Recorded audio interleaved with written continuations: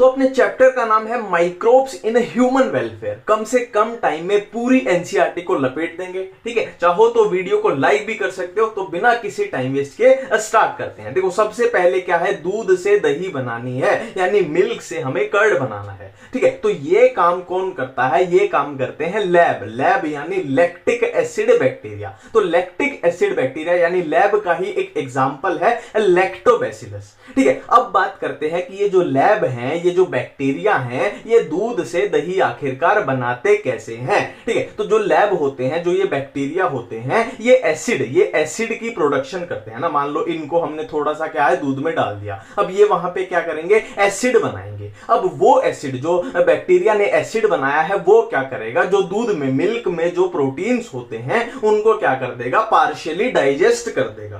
तो वही प्रोडक्ट जो बनेगा वही अपनी दही होती है, कर्ड होती है। और न्यूट्रिशन की बात की जाए तो एनसीईआरटी में साफ साफ लिखा हुआ है कि दही में यानी कर्ड में क्या है, विटामिन B12 की मात्रा ज्यादा होती है, इसीलिए दही जो है वो ज्यादा न्यूट्रिशनली अच्छी है दूध के कंपैरिजन में। नेक्स्ट है डव बोलो, डो बोलो, कुछ भी बोलो इसको, ठीक है। अब इसमें क्वेश्चन क्या बनेगा, हर चीज को क्वेश्चन के नजरिए से देखना है। देखो डव का मतलब क्या होता है, गुंदा हुआ आटा, है ना। बट जो हम घर में बनाते हैं ना गेहूं का आटा, वो वाला आटा नहीं है। ये है क्या है, देखो डोसा एंड इडली बनाने के लिए जो आटा यूज होगा गुंदा हुआ, या फिर ब्रेड बनाने के लिए जो यूज होगा, ठीक है। अब क्वेश्चन लायक बात क्या है, देखो डोसा एंड इडली के लिए जो डव होता है उसको किससे फर्मेंट करते हैं, बैक्टीरिया से। बट जो ब्रेड वाला है उसको किससे फर्मेंट करते हैं, फंजाई से। फंजाई में कौन सा, यीस्ट, और यीस्ट में भी कौन सा, सैकेरोमाइसिस सर्विस है। देखो जहां पे ये ब्रेड वर्ड आ जाए ना, ब्रेड आ जाए, या आपसे पूछ लिया जाए केक, देखो केक में भी तो ब्रेड ही यूज होता है, पेस्ट्री है, या फिर अपने वो आ जाए बियर, विस्की, ब्रांडी, उसमें क्या है फर्मेंट किससे किया जाता है ना। जो भी अल्कोहल वाली चीज आ जाए या फिर ब्रेड वाली चीज आ जाए, हमेशा आंसर क्या जाएगा, सैकेरोमाइसिस सर्विस है। ये बहुत जगह नाम आएगा। और ये क्या है, एक यीस्ट है, और यीस्ट क्या होती है, एक फंजाई होती है, एक फंगस होती है, ठीक है। तो डोसा एंड इडली बैक्टीरिया और ब्रेड क्या है, फंगस है, सैकेरोमाइसिस सर्विस है, इससे इसको फर्मेंट किया जाता है। तो ये क्वेश्चन लायक बात थी, ठीक है। नेक्स्ट है अपना टोडी पाम। इसमें फिर से वही है, क्वेश्चन लायक बातें ढूंढो। देखो टोडी क्या है, साउथ इंडिया की ट्रेडिशनल ड्रिंक है। पहला क्वेश्चन साउथ इंडिया की ट्रेडिशनल ड्रिंक है। दूसरा क्वेश्चन इसको कैसे बनाया जाता है, फर्मेंटेशन से बनाया जाता है। और फर्मेंटेशन से बनाया जाता है, यही रीजन है कि इस चैप्टर में हम इसको पढ़ रहे हैं, जाहिर सी बात है, ठीक है। तो साउथ इंडिया की ट्रेडिशनल ड्रिंक है जिसको फर्मेंटेशन से बनाया जाता है, इससे अलग इसमें क्वेश्चन पॉसिबल ही नहीं है। नेक्स्ट है अपना स्विस चीज है। इसमें दो क्वेश्चन आपके सामने आ सकते हैं। स्विस चीज फेमस किस लिए, देखो आपने टॉम एंड जेरी देखा होगा ना, टॉम एंड जेरी में जो वो दिखाते हैं ना चीज, वो जिसमें बड़े बड़े होल्स होते हैं, है ना। तो ये वही चीज है। पहला क्वेश्चन इसमें क्या बनेगा कि स्विस चीज में बड़े बड़े होल्स होते हैं, और बड़े बड़े होल्स का रीजन क्या है, क्यों हुए हैं, CO2 की वजह से हुए हैं। कि CO2 की प्रोडक्शन हुई तो CO2 एक गैस है, तो वो निकलेगी, वो एक होल क्रिएट कर जाएगी। पहला क्वेश्चन। दूसरा क्वेश्चन कि ये CO2 जो है वो कुछ मतलब कुल मिला के ये है, स्विस चीज के रिलेटेड जो माइक्रोब है उसका क्या नाम है, तो ये एक बैक्टीरिया है जिसका नाम है प्रोपियोनिया बैक्टीरियम शर्मनी। ट्रिक बता देता हूं, S for Swiss, S for शर्मनी, S for Swiss, S for शर्मनी। दो ही क्वेश्चन है, CO2 निकली इसलिए बड़े बड़े होल्स होते हैं। दूसरा क्वेश्चन प्रोपियोनी बैक्टीरियम शर्मनी, सिंपल सी बात है। नेक्स्ट है रॉकी फोर्ट चीज। रॉकी फोर्ट चीज राइपन्ड बाय स्पेसिफिक फंजाई, है ना। अब क्या होता है इसमें, खास बात क्या है, क्वेश्चन क्या है कि पर्टिकुलर फ्लेवर आ जाता है। रॉकी फोर्ट चीज में जो ये फंजाई ने उसके ऊपर काम किया, उसकी वजह से इसमें पर्टिकुलर फ्लेवर आ जाता है। अब यहाँ पे याद रखने लायक बात क्या है कि स्विस चीज में क्या था, यहां बैक्टीरिया था, और रॉकी फोर्ट चीज में क्या है, फंजाई है, याद रखना, ठीक है। अब नेक्स्ट है अपनी एल्कोहलिक ड्रिंक्स। देखो बिल्कुल हर चीज को ना क्लियर करके चलना है, बिल्कुल क्रिस्प तरीके से, है ना, कि ये ऐसे चीजें हैं, कोई भी कंफ्यूजन कहीं नहीं होनी चाहिए। देखो एल्कोहल ड्रिंक्स दो टाइप से बनाई जा सकती हैं, एक तो विद डिस्टिलेशन मतलब डिस्टिलेशन से बनाई जाए, और एक है विदाउट डिस्टिलेशन कि बिना डिस्टिलेशन के बनाई जाए। तो विद डिस्टिलेशन, डिस्टिलेशन के साथ जो एल्कोहलिक ड्रिंक बनाई जाएंगी कौन सी है, विस्की, रम, ब्रांडी। और विदाउट डिस्टिलेशन जो बनाई जाएंगी वाइन एंड बियर, है ना। और एक मोटा मोटा आइडिया याद रखना कि विदाउट डिस्टिलेशन जो है उनमें अल्कोहल की परसेंटेज कम रहेगी, और डिस्टिलेशन, देखो डिस्टिलेशन एक महंगी प्रोसेस है, तो इसमें क्या है, एक तरीके से अल्कोहल की परसेंटेज इनमें बहुत ज्यादा रहेगी, है ना। जैसे बियर में 7-8% अल्कोहल रहती है, वाइन में 14%, और इनमें क्या है 40%, 60%, 70% तक भी अल्कोहल जा सकती है अलग अलग वैरायटी में। नेक्स्ट है सैक्चरोमाइसिस सर्विसियाई, है ना, ये एक यीस्ट है और यीस्ट क्या होती है, एक फंगस होती है, ठीक है। और मैंने बोला था कि ये बहुत बार पूछा जाता है, ये नाम बहुत सुपर हिट है, ठीक है। अब यहाँ पे बेकर्स यीस्ट, ब्रूअर्स यीस्ट, मतलब क्या है, इसका यूज बेकर्स यीस्ट की तरह भी होता है और ब्रूअर्स यीस्ट की तरह भी होता है। कुछ भी याद नहीं करना, सब कुछ नाम से बनेगा। देखो बेकर मतलब बेकरी, तो बेकरी में क्या होता है अपना केक, पेस्ट्री, मतलब क्या पूछना चाहता है कि बेकरी में ब्रेड का यूज होता है ना, यूज टू मेक ब्रेड। तो बेकर्स यीस्ट क्या है, सैक्चरोमाइसिस सर्विसियाई है, जो ब्रेड बनाने के लिए यूज होता है। और ये ब्रूअर्स यीस्ट भी होता है, जो किसको बनाने के लिए यूज होता है, बियर, वाइन, रम, विस्की, ब्रांडी, है ना। देखो ब्रूवरी क्या होती है, आप लिख के देखना गूगल के कि ब्रूवर होता क्या है, ब्रूवेज होता क्या है, जिसमें ये ड्रिंक्स आती हैं पीने वाली, है ना। ये सबको बातें अब पता है। अब नेक्स्ट हम बात करने वाले हैं एंटीबायोटिक्स के बारे में। देखो यहाँ पे बिल्कुल चीजों को समझो बिल्कुल आराम से, ना कोई दिक्कत नहीं है। देखो एंटी मतलब क्या होता है, एंटी मतलब होता है अगेंस्ट, और बायोटिक, बायो मतलब लाइफ, तो अगेंस्ट लाइफ। अब अगेंस्ट लाइफ ये किसके लिए बात हो रही है कि ऐसा माइक्रोब जो हमें बीमारी कर रहा है ना, ऐसा माइक्रोब जो मेरे अंदर या आपके अंदर बीमारी फैला रहा है, हम उसके अगेंस्ट, उसकी लाइफ के अगेंस्ट जो दवाई ले रहे हैं ना, इस तरीके की एंटीबायोटिक होती है, ठीक है। तो यहां पे एक बात की जाएगी किसकी, थोड़ी डिटेल में पेनिसिलिन की बात की जाएगी। क्यों की जाएगी, क्योंकि ये अपनी पहली फर्स्ट क्या थी, फर्स्ट एंटीबायोटिक थी, हाँ। और बच्चे को पता है कि पेनिसिलिन को किसने डिस्कवर किया था, अलेक्जेंडर फ्लेमिंग ने डिस्कवर किया था। बट क्या है, पेनिसिलिन का जो फुल पोटेंशियल था ना, फुल पोटेंशियल वो किसने एक्सप्लोर किया था, Ernst Chain and Howard Florey, है ना, चेन एंड फ्लोरी। ये याद रखना क्योंकि एनसीईआरटी में लिखा हुआ है ना। डिस्कवर किसने किया, अलेक्जेंडर फ्लेमिंग ने, और फुल पोटेंशियल किसने एक्सप्लोर किया, Ernst Chain and Howard Florey ने, ठीक है। और क्या है, एंटीबायोटिक के बारे में ये बातें कुछ याद रखना, यहां पे याद करने जैसा कुछ नहीं है, बस ये याद रखना इन तीनों के हिंदी नाम जो है एनसीईआरटी में दिए हुए हैं। जैसे वूपिंग कफ का हिंदी नाम क्या है, काली खांसी, सिंपल सी बात है, कफ याद आ गया तो खांसी, कफ का मतलब होता है खांसी, कोई दिक्कत नहीं होगी। डिप्थीरिया में याद रखना गलघोटू, इसको मैं ट्रिक बता देता हूं। देखो डी से क्या होता है, दबा दिया, डी फॉर दबा दिया, क्या दबा दिया, गला दबा दिया, डी फॉर दबा दिया, क्या दबा दिया, गला दबा दिया, गला से याद आ जाएगा गलघोटू, डिप्थीरिया गलघोटू। बचा एक लेप्रोसी, उसको याद रख लेना, क्या है, कुष्ठ रोग अपना वो हो जाएगा, ठीक है। अब हमें बढ़ना पड़ेगा आगे, देखो ये मैंने पूरा क्रिस्प निकाल के यहां पे रख दिया है कि जो पूरा टोटल कहीं भी कंफ्यूजन होगी नहीं। देखो सिट्रिक एसिड है, उसको कौन प्रोड्यूस करता है, ये एसिटिक एसिड को, ये ब्यूटारिक एसिड को, ये लैक्टिक एसिड को, ये स्ट्रेप्टोकाइनेस को, ये साइक्लोस्पोरिन को, ये स्टेटिन्स को, ये, है ना। और ये फंजाई है, बैक्टीरिया, फंजाई।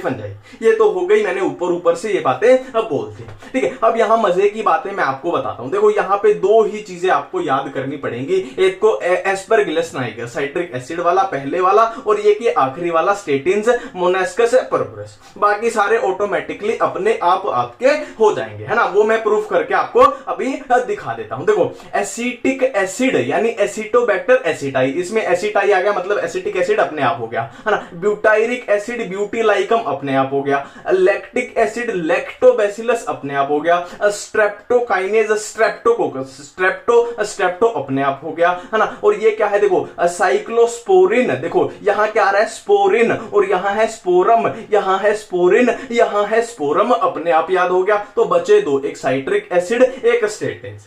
सिंपल सी बात है, बिल्कुल सिंपल सी बात है। अब देखो इसको याद कैसे करें। सिटी में आ गया टाइगर, एक याद रखना है सिंपल सा, सिटी, देखो साइट्रिक एसिड यानी सिटी में आ गया टाइगर, टाइगर माने नाइगर, है ना, नाइगर याद आ जाएगा। सिटी में आया tiger, citric acid Aspergillus Niger, ठीक है। और इसको कैसे याद करें, देखो स्टेटिन्स, स्टेट का क्या याद रख लेना, मेंबर ऑफ पार्लियामेंट, कि किसी स्टेट का एमपी यानी मोनास्कस परपुरस, एमपी यानी मोनास्कस परपुरस। अब हमें बढ़ना पड़ेगा आगे कि कौन कहां पे यूज होता है। ये भी क्या है, चैप्टर में बिखरी हुई कंफ्यूजन है, जिसको मैंने एक जगह पे यहां पे ला दिया है। देखो कौन कहां पे यूज होगा, सैक्चरोमाइसिस सर्विसियाई। देखो मैंने फिर से बोला था कि जहां अल्कोहल की बात आ जाए, वाइन, विस्की, ब्रांडी, रम या ब्रेड की बात की जाए, तो आंसर क्या जाएगा, सैक्चरोमाइसिस सर्विसियाई जाएगा हर बार, ठीक है। नेक्स्ट है लाइपेज यूज होता है ऑयली स्टेन रिमूव करने में। देखो अब इसको सिंपल तरीके से समझते हैं। देखो ऑयल क्या होता है, अगर ऑयल को किसी कैटेगरी में डालना हो तो ऑयल कार्बोहाइड्रेट नहीं होता, ऑयल प्रोटीन नहीं होता, ऑयल क्या होता है, ऑयल हम फैट्स में पढ़ते हैं। बायोमोलिक्यूल चैप्टर याद करो, ऑयल हम कहां पढ़ते हैं, फैट में पढ़ते हैं, यानी लिपिड्स में पढ़ते हैं, है ना। और लाइपेज, लिपिड, लिपिड, ये लाइपेज वर्ड लिपिड से ही तो आया है, तो ऑयल और लिपिड का क्या है, मैच अपने आप यहां बन गया। Protease and pectinase clearing of bottle juice, bottle juice की क्लियरिंग के लिए क्या यूज होते हैं, प्रोटीएज एंड पेक्टिनेज। सिंपल सी बात है। अब आगे बढ़ते हैं। देखो इसको क्या ट्रिक बता रहा हूं मैं आपको, स्ट्रेप्टोक्लोटो, ऐसे थोड़ा सा रिलेट कर देना, स्ट्रेप्टोक्लोटो, स्ट्रेप्टोक्लोटो, ये आपको याद आ जाएगा कि स्ट्रेप्टोकाइनेज जो था वो क्लोट बस्टर था। अब क्लोट बस्टर है तो हार्ट अटैक में यूज होगा, ये नॉर्मल सी बात है। नेक्स्ट है साइक्लोस्पोरिन ए, इसको याद करने की ट्रिक बताता हूं। देखो ये ऐसी ट्रिक है ना छोटी छोटी, जैसे स्ट्रेप्टोक्लोटो, लाइपेज, ये फैट वाला आ जाएगा, लिपिड वाला रिलेट हो जाएगा, तो ये ट्रिक आपको कभी नहीं भूलेंगी, कभी नहीं भूलेंगी, इसमें कुछ याद नहीं करना पड़ता, अपने आप ये क्लिक हो जाएंगी, मैं गारंटी दे रहा हूं। जैसे साइक्लोस्पोरिन ए है तो इसका सिंपल सा फंडा है यार, जो ये ए यहां पे दिख रहा है, ए फॉर क्या है, एजेंट है। एजेंट कैसा है, इम्यूनोसप्रेसिव एजेंट। अब ये कोई ट्रिक नहीं है याद करने वाली, ये सिंपल सा फंडा है जो क्लिक आपको करेगा ही करेगा। साइक्लोस्पोरिन ए में ये ए है, ये क्या है, ए फॉर क्या याद आएगा, एजेंट याद आएगा। और एजेंट कौन सा हो सकता है यहां पे, सिंपल सी बात है, इम्यूनोसप्रेसिव एजेंट। नेक्स्ट है स्टेटिन्स, तो स्टेटिन्स की भी सिंपल सी ट्रिक है अपने पास, वही है, पक्का क्लिक आपको होगी होगी। देखो हमने क्या किया था कि स्टेट का एमपी यानी मेंबर ऑफ पार्लियामेंट, ये किया था ना हमने, स्टेट का एमपी, इसको याद करने के लिए क्या था। अब एमपी मतलब क्या है, मंत्री है, नेता है, मिनिस्टर है। अब मिनिस्टर लोग होते हैं जो आपको पता ही है वो कितना घूस का पैसा खाते हैं, तो क्या है उनको थोड़ी बीमारी भी होती है, जैसे डायबिटीज हो गई, ऐसी ऐसी बीमारी होती है। जैसे उनका कोलेस्ट्रॉल क्या होता है, थोड़ा हाई रहता है कोलेस्ट्रॉल ना, क्योंकि चिंता होती है ना कहीं रेड ना पड़ जाए। तो जो मंत्री है, जो स्टेट का एमपी है, उसका कोलेस्ट्रॉल हाई रहता है, तो उसको क्या है, कोलेस्ट्रॉल की दवाई देनी पड़ेगी, मतलब ब्लड कोलेस्ट्रॉल लोअरिंग एजेंट। तो स्टेट के एमपी का कोलेस्ट्रॉल से याद आ जाएगी। ठीक है, सिंपल सी बातें हैं, बिल्कुल सिंपल सी हैं, क्लिक आपको करेंगी ही करेंगी, मैं गारंटी देता हूं। अब नेक्स्ट हम पढ़ने वाले हैं बायोगैस। देखो हर चीज को स्मार्ट तरीके से देखना है, हर चीज को स्मार्ट तरीके से, हर वर्ड को स्मार्ट तरीके से देखना है, स्मार्ट तरीके से पढ़ना है और स्मार्ट तरीके से याद करना है। देखो बायोगैस, अब इसमें दो वर्ड है, एक है बायो, एक है गैस, है ना। बायो मतलब क्या होता है, लिविंग ऑर्गेनिज्म। गैस मतलब क्या बोलना चाहता है कि ऐसी गैस जिसको किसने बनाया हो, लिविंग ऑर्गेनिज्म ने बनाया हो। ठीक है, तो इसकी डेफिनेशन क्या बन जाएगी, मिक्सचर ऑफ गैसेस, जिसमें क्या है, मेनली अपनी मीथेन रहेगी। तो ये गैस वाला तो हो गया कि गैसेस हैं जो किसने बनाई है, माइक्रोबियल एक्टिविटी से बनी है। अब माइक्रोब्स क्या होते हैं, लिविंग ऑर्गेनिज्म, तो ऐसी गैसेस जो लिविंग ऑर्गेनिज्म ने बनाई है। ठीक है, अब इसमें क्वेश्चन कहां से बनेंगे, देखो मिथेनोजीन्स क्या होता है, ग्रुप ऑफ बैक्टीरिया है। मिथेनोजीन्स क्या है, एक ग्रुप ऑफ बैक्टीरिया है, जिसमें एक एग्जांपल है मिथेनोबैक्टीरियम। मिथेनोबैक्टीरियम, ठीक है। अब फिर से यहां पे कुछ भी याद नहीं करेंगे, सिंपल तरीके से देखते हैं। देखो मिथेनो मतलब क्या है, मिथेन को प्रोड्यूस करने वाला। मिथेनो मतलब मिथेन को प्रोड्यूस करने वाला, बैक्टीरियम मतलब बैक्टीरिया, मतलब ऐसा बैक्टीरिया जो मिथेन को प्रोड्यूस करेगा, सिंपल सी बात है। ठीक है, अब प्रोड्यूस कैसे करेगा, तो ये जो बैक्टीरिया होते हैं ये क्या करेंगे, सेल्यूलोजिक मटेरियल पे अनएरोबिकली ग्रो करते हैं। अनएरोबिकली मतलब इनको ऑक्सीजन की कोई भी आवश्यकता नहीं है और सेल्यूलोज पे ये ग्रो करते हैं। और इस पे ग्रो करेंगे तो सेल्यूलोज मटेरियल का क्या कर देंगे, ये वहां से मीथेन रिलीज कराएंगे, है ना। मेनली मीथेन कराएंगे, पर उसके साथ कार्बन डाइऑक्साइड, हाइड्रोजन जैसी गैसेस भी हो सकती है। तो ये सिंपल सी हमें चीजें समझ में आ गई। ठीक है, अब मिथेनोबैक्टीरियम के ये सेलुलोज जो लिखा है इसका मैं रिलेशन आपको बताऊंगा। देखो जो ये मिथेनोबैक्टीरियम है ये पाया कहां जाता है, प्रेजेंट इन र्यूमन ऑफ कैटल। देखो जो कैटल होती है ना, अपनी गाय होती है जो, उसके क्या है, स्टमक के 4 पार्ट होते हैं, र्यूमन, रेटिकुलम, ओमेसम, अबोमेसम। ठीक है, तो उसी में से एक पार्ट है र्यूमन, 4 पार्ट में से एक पार्ट है र्यूमन, जहां पे ये अपना मिथेनोबैक्टीरियम पाया जाता है। और मिथेनोबैक्टीरिया हमने देख लिया कि सेल्यूलोजिक मटेरियल से मीथेन क्या है, प्रोड्यूस करता है। अब जाहिर सी बात है, गाय है जो अपनी गाय है, भैंस है, वो क्या खाएगी, घास खाएगी, प्लांट खाएगी, भूसा खाएगी। ठीक है। अब गाय भैंस अपनी प्लांट खाएंगी, भूसा खाएंगी, तो जाहिर सी बात है हमें पता है प्लांट्स की सेल वॉल में सेलुलोज होता है। मतलब क्या है, जो ये कैटल खाती है ये बहुत सारा सेलुलोज खाती है। अब बहुत सारा सेलुलोज इसने खा लिया और इसके स्टमक में क्या है, मिथेनोबैक्टीरियम भी पड़ा है। तो वो मिथेनोबैक्टीरियम क्या करेगा, उस सेलुलोज का जो इस कैटल ने खाया है उससे क्या करेगा, मीथेन प्रोड्यूस करा सकता है। सिंपल सी बात है। तो यही फंडा क्या किया, कुछ दिमाग वाले लोगों ने यूज कर लिया, तो उन्होंने क्या किया, गाय भैंस का जो भी वेस्ट है, गोबर है, उसको क्या कर दिया, देखो यहां से डंग यानी अपना गोबर वोबर जो भी है पानी डाल दिया और यहां पे वो पूरा सामान आ जाएगा। ठीक है। अब क्या है, उसमें बैक्टीरिया भी है, गोबर भी है और सेलुलोज तो है ही। तो वहां से क्या करेंगे, वो बैक्टीरिया अपने मीथेन गैस प्रोड्यूस करेंगे, मेनली मीथेन। उसके साथ क्या है, CO2 और बाकी ऐसे भी छोटी मोटी चुटकू पुटकू हो सकती है। तो यहां पे उसको डाइजेस्ट कर दिया, तो यहां से गैस का हम यूज कर लेंगे, जो भी अपना फ्यूल है ईंधन की तरह उसको यूज कर लेंगे और जो वेस्ट हो जाएगा वो स्लज में निकल जाएगा। ठीक है। और उसके साथ ही इसमें क्या है, ये छोटी सी दो फुल फॉर्म याद रख लेना, IARI यानी इंडियन एग्रीकल्चरल रिसर्च इंस्टीट्यूट, इसके साथ है KVIC यानी khadi and village industries commission. ये दो फुल फॉर्म याद रख लेना। अब नेक्स्ट अपना टॉपिक है microbes as biocontrol agent. ठीक है। अब देखो इन चीजों को रटा मत करो, बिल्कुल एक बार समझ लोगे ना तो सारी चीजें अपने आप क्लियर हो जाएंगी। देखो एजेंट मतलब क्या होता है, एजेंट। अब कौन से agent, bio control agent. Bio मतलब क्या होता है, लिविंग ऑर्गेनिज्म। कंट्रोल मतलब कंट्रोल करना, एजेंट मतलब एजेंट, मतलब ऐसे एजेंट जो लिविंग ऑर्गेनिज्म को कंट्रोल कर सके। अब इसका यूज कहां पे है वो देखते हैं। देखो मान लो हमारे कोई खेत है, चावल के खेत हैं, हमारे गेहूं के खेत है, मक्का बाजरा जो भी है, कपास की खेती है। तो अब उस खेत में क्या आते हैं, उन जो अपनी खेती है उसको नुकसान पहुंचाने क्या आते हैं, अपने कुछ ये आते हैं, अपने एनिमल्स लगा लो या इंसेक्ट लगा लो, जो भी लगा लो। ठीक है। जैसे कि एफिड्स हैं, मॉस्किटो हैं, बटरफ्लाई कैटरपिलर हैं, प्लांट पैथोजन भी हो सकते हैं, इंसेक्ट हो सकते हैं, अर्थ्रोपोड हो सकते हैं। तो ये क्या है, एक तरीके से अपनी खेती को नुकसान पहुंचाते हैं। ठीक है। तो हम क्या कर रहे हैं, हर साल करते ही आप खेतों में देखते हो कि इनसे छुटकारा पाने के लिए हम पेस्टिसाइड का यूज कर रहे हैं, हम केमिकल का यूज कर रहे हैं ना, केमिकल्स का छिड़काव उन पे करते हैं इनसे छुटकारा पाने के लिए।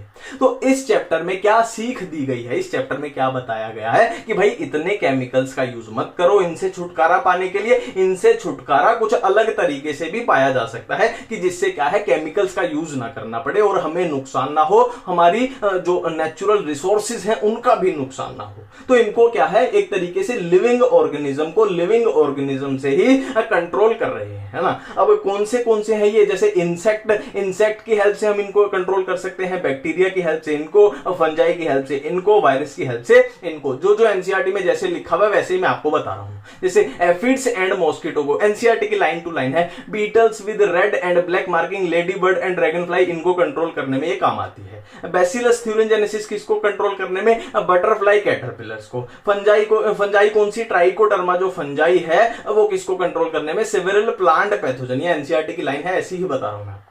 वायरस क्या है, बैक्यूलो वायरस, जो कौन से ग्रुप के हैं, न्यूक्लियो पॉलीहेड्रोवायरस, किसको कंट्रोल करने में, इंसेक्ट एंड सम अर्थ्रोपोड। ठीक है। अब जो ये बैक्यूलो वायरस है, जो न्यूक्लियो पॉलीहेड्रोवायरस है, इनके लिए एक एनसीईआरटी में खास बात लिखी गई है ना, कि ये क्या है, एक तरीके से स्पेसिफिक काम करते हैं।